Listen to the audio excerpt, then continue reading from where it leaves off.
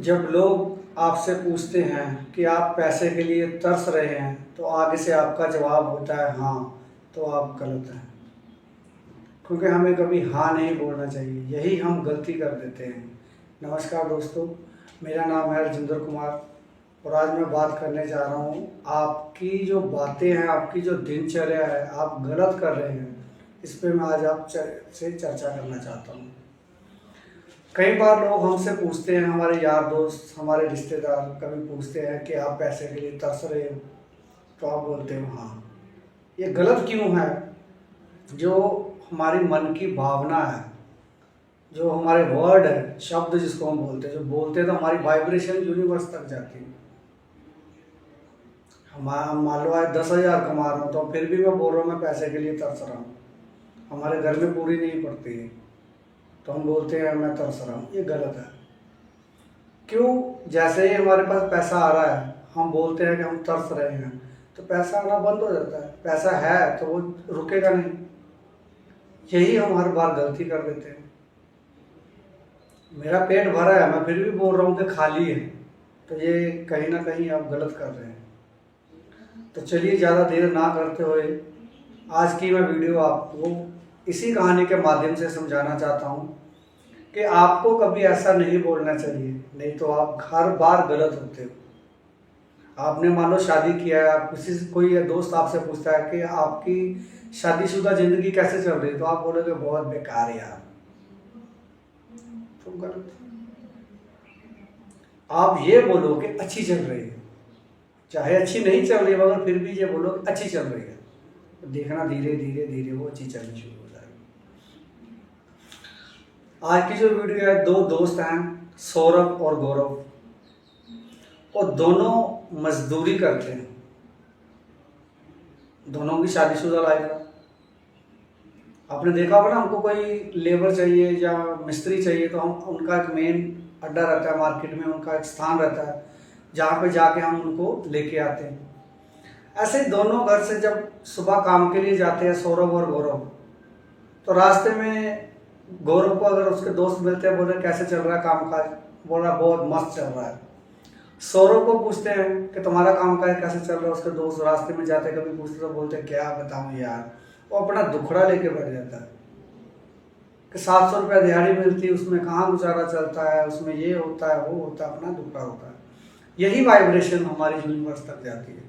और गौरव जैसे ही बोलता है कि बहुत मस्त चल रहा है जी, वो भी 700 ही कमा रहा है, वो भी शादीशुदा, मगर वो दोस्तों से यही बोलता है बहुत मस्त चल रही है, ऊपर वाले की दुआ से उसका वो मैसेज वहां तक पहुंचता है। तो जैसे ही वो लोग घर से 700 रुपया काम के लिए निकलते हैं, 700 रुपये की दिहाड़ी के लिए, तो जैसे वो शाम को आते हैं घर, तो एक अपने सौरभ जो अपनी बीवी को देता है, ये ले 500 रुपया। उसकी बीवी बोलती है कि दिहाड़ी तो आपके 700, आप 500 दे रहे हैं। बोले 200 मैं अपने पास रख रहा हूँ गुटखा बीड़ी पानी के लिए, शराब के लिए। और जो गौरव है अपनी बीवी को 700 रुपया उसके हथेली में रख देता है, और उल्टा उसकी बीवी उसको 100 रुपया देती है। क्यों देती है? कि आपका चाय पानी, या हम काम करते हैं तो चाय पानी के लिए, आपके लिए रास्ते में आने जाने के लिए कभी जरूरत पड़ सकती है आपको, तो गौरव भाई 100 रुपया अपनी जेब में रखता है, और जो रोज का 100 रुपया वो लेता है वो बचत खाते में डालता है, गोलक होती है गोलक में डालता है। मगर सौरभ जो है वो उल्टा करता है, वो अपना दारू बीड़ी गुटखा ऐसा कर रहा है। तो हमारे जो शब्दों की ताकत है, हमारी वाइब्रेशन बनती है। एक दिन ऐसे ही गौरव के मन में आया, जिस मिस्त्री के साथ वो राजमिस्त्री के साथ लेबर कर रहा है, तो उसको बोलता है कि मुझे ये काम सीखना है। उसमें एक लालच आ जाता है कि काम सीखना, मुझे कुछ आगे निकलना है। और सौरभ जो है जहाँ काम करता है वहाँ बकलोली भी करता है, काम चोरी करता है। मिस्त्री उसको आवाज़ देता है यार सीमेंट ले आओ, बोलता ले आता हूँ यार, इतना काम करके मिलेगा क्या शाम को 700 रुपया। मगर गौरव ये चीज़ नहीं सोचता, वो सोचता है 700 मिल रहा है, ये भी भगवान का शुक्र है। अगर 700 भी ना मिले, किसी दिन दिहाड़ी ना लगे, तो मैं क्या करूँगा। तो राजमिस्त्री का काम सीख लेता हूँ, और राजमिस्त्री का काम सीखने के बाद थोड़ा थोड़ा वो फिर मिस्त्री का काम करने लगता है। उसकी दिहाड़ी बढ़ जाती है, उसकी दिहाड़ी 900 हो जाती है, और सौरभ 700 पे टिका है। गौरव को जिस दिन काम नहीं मिलता था वो फिर भी आके मुस्कुराहट के साथ आता था कि आज की दिहाड़ी कैसे गई, उसकी बीवी पूछती है तो वो बोलता बहुत मस्त। तो ये नहीं बोलता था कि मैं काम नहीं करके आया, बोलता था बहुत मस्त गुजरी है। और सौरभ आके बीवी को एक पैक मारता है तो बीवी को गाली गलौज करता है, हमारी नेगेटिव वाइब्रेशन जो है उसकी हाई हो गई और डेली का झिकझिक घिच रहता है उनके घर पे। मगर गौरव के घर पे ऐसा कुछ नहीं, उसकी बीवी फिर भी अच्छे से खाना परोसती, लीजिए खाना खाइए, और मस्त खाना खाता है। एक दिन उसके मन में, गौरव के मन में क्या आता है कि यार कब तक ऐसा करूँगा, मैं अपना एक व्यवसाय शुरू करता हूँ, ठेका लेना शुरू करता हूँ। एक उसने छोटा सा ठेका पकड़ा। उसने सोचा ये भी मेरा पड़ोसी है सौरभ, इसको भी साथ में ले लेता हूँ, उसको दिहाड़ी तो मिल नहीं रही। उसने बोला, गौरव ने, कि सौरभ मेरे साथ चलेगा काम के लिए? बोला चलूँगा, मगर दिहाड़ी मुझे 700 नहीं, मुझे 800 चाहिए। गौरव फिर भी बोला चल आजा। उसने वो ठेका पकड़ा हुआ था और लास्ट में जब वो काम कंप्लीट हुआ तो उसको बचता क्या है, मात्र जिसने उसने दिहाड़ियाँ लगाई थी उसके हिसाब से उसके पास पैसा बचता। वो फिर भी खुश रहता, अपनी बीवी के हाथ में देता, बोला ये। और सौरभ काम चोरी करता रहा, हर वक्त यही बोलता था मेरे पास पैसा कहाँ है, मेरे पास पैसा कहाँ है। वाइब्रेशन उसकी यूनिवर्स तक जा रही है। यूनिवर्स में फिर ऐसे आदमी को क्या करता है, पैसा आने के बाद भी अगर आदमी ऐसा बोलता है कि मेरे पास पैसा कहाँ है, मेरे पास पैसा कहाँ है, एक दिन वो खाली हो जाता है।